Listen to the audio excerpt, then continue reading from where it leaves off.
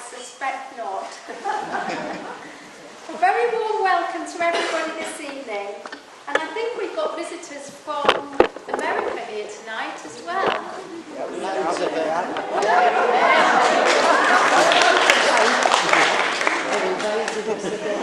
So welcome to our very special evening in St. Peter's. Today, the 8th of May, is a very special date to remember, a day which marked the end of war in Europe 70 years ago. VE Day must have been a day both of sadness and jubilation that finally a Second World War was over. This exhibition pays honour and tribute to the sacrifice that was made by those from this one small fishing village in Cornwall. We have Malcolm Lee to thank for researching this quite remarkable collection, and together with the kind generosity of everybody who shared their very special memories from that time. So thank you.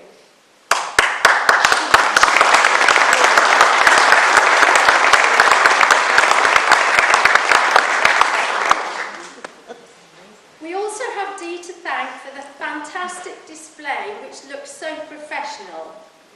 A bit later on, Malcolm will explain some of the key points of the exhibition. Happily, when you look around, you will also see a tribute to the survivors, those fortunate to come back to their wonderful Cornish home. On a lighter note, this evening we're also launching our new cookery book, A Second Helping, which follows in the footsteps of our successful A Taste of Port Isaac. There's plenty of food there at the back for you to have a second helping, as most of the dishes are from the book. And so another special thank you to everybody who contributed to the making of the book, A Second Helping.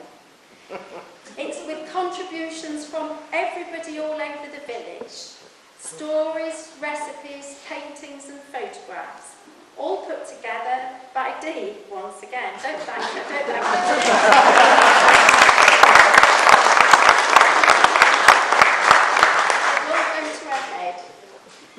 So she did a great job, mostly in cajoling everyone to give us their recipes for a second helping. So I think that's enough advertising for At the end, there's plenty of books, and hopefully, with a bit of luck, we might be able to ask our special guests if they might sign a few. Such is the power of her persuasion that Dee managed to persuade our two honoured guests this evening not only to be in the book, but also to come along this evening and give us a few words. So we are absolutely delighted to welcome both Dame Eileen Atkins and Ian McNeice, our favourite two locals.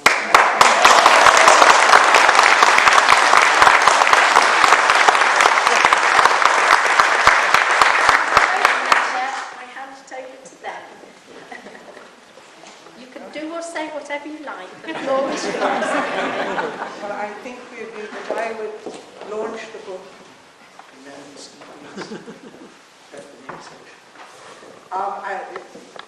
First of all, I want to say how absolutely lovely it is to be back in Port Isaac. It is a most divine job that brings us here every 2 years, and may it last forever. But for the cookbook, most people, I think, that my recipe is a great waste of crab. But I would like to tell you, when my first season here, and I cooked this crab and tarragon tart, I was trying to become friendly with Mr. McNeice, and he wouldn't let me anywhere near him. So I put a slice of the crab and tarragon tart outside his back door. And finally I was let in. So I hope you have luck with your crab and tarragon. I think it's a wonderful thing to have. I remember doing recipes from the other book, and it was wonderful. And I just want to say again how happy I am to be here.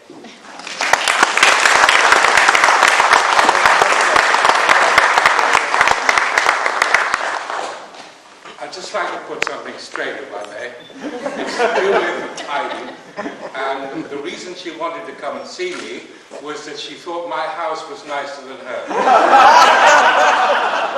And I'd got a suspicion that that was the case, and I'd managed to prevent her coming to see me for quite some time, until we had a read with the village hall of the next few episodes we were going to do. And I got home and I saw this flash across the window, and I thought, what's that? And I went outside, and there was Eileen Atkins, who'd followed me home, so she could see where I actually lived. And she came in through the door, and the first thing she saw was an Argus. And she went, I like Argus. And I knew at that point I was in a lot of trouble, because she has quite a bit more clout than I do.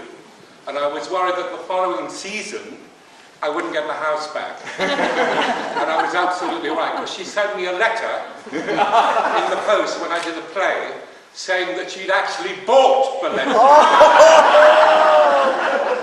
In it, she'd sent a photograph of her. She'd gone down sometime in November into the garden of Valencia, and the photograph was like this. So, a little bit more information than she gave. I think you know where we are. Now, on a more somber note, it's my great honour to open tonight this extraordinary exhibition, so detailed, because it contains every single story of every person who was killed in the Second World War who lived in Port Isaac. So it's quite extraordinary. And I really urge you to look at it, because it is quite outstanding. So I'd like to open that officially tonight. Thank you very much.